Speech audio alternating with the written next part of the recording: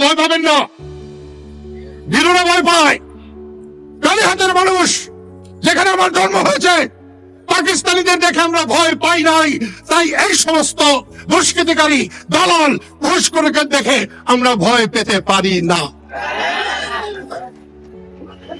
আজকে কালীহাতিতে যা হচ্ছে এটা মেনে নেওয়া যায় না।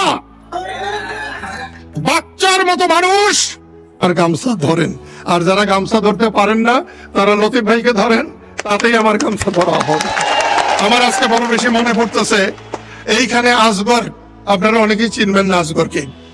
কালীহাতি যেদিন যুদ্ধ হয়েছিল, আসগর সেদিন শহীদ হয়েছিল এইখানে, ওদের বাড়ি হয়ে যায় সামনে। কেউ মনে রাখে নাই আসগরকে। হুমায়ুন বাঙ্গাল, মুক্তিযুদ্ধে একটি ঐতিহাসিক নাম, হুমায়ুন বাঙ্গাল এখানেই বাড়ি, কেউ খোঁজ করে না। এই কদিন আগে আমার সাইদুর বীর প্রতীক মারা গেছে, বয়স হয়েছিল, মারা গেছে, কিন্তু ওইভাবে তার মারা যাওয়ার কথা ছিল না। আমরা মুক্তিযুদ্ধে যারাই ভূমিকা রেখেছে, ধীরে ধীরে ঠেলা ঠেলিতে আজকে কারও কোনো অবস্থা নাই। আমি বলতে চাই, এই দেশ আমি চাই নাই। আমি কিন্তু যুদ্ধ করেছিলাম সেই দেশের জন্য, যে দেশে মা বোনের ইজ্জত রক্ষা হবে, যে দেশে সাধারণ মানুষের উপর কেউ অত্যাচার করতে পারবে না, জুলুম করতে পারবে না, সেই দেশ চেয়েছিলাম।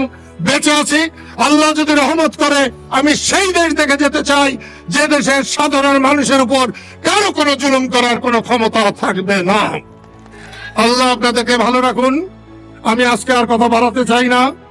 আমার লাল মিয়ার কথা, কামারতির লাল মিয়া বারবার মনে পড়তেছিল, আমার কালামের কথা মনে পড়তেছিল। রাজ্জাক মারা গেছে কদিন আগেই। আমরা সবাই আস্তে আস্তে চলে যাব, কিন্তু সম্মানের সাথে যদি চলে যেতে পারি সেইটাই হবে আমাদের জন্য সার্থকতা। আমি আজকে এখানে এসেছি, লতিফ ভাইকে আমাদের সবাই আমি আমন্ত্রণ জানিয়েছি, দাওয়াত করেছি এই জন্যে যে তার দ্বারা আমরা রাজনীতি শিখেছিলাম, রাজনীতিতে এসেছিলাম। আমি তাকে পেয়ে, আমি রাজনীতি করতে করতে বঙ্গবন্ধুকে পেয়েছিলাম।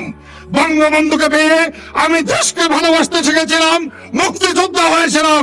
সেই জন্যে লতিফ সিদ্দিকের গায়ে একটা মশা বসুক, সেটা আমি চাই না।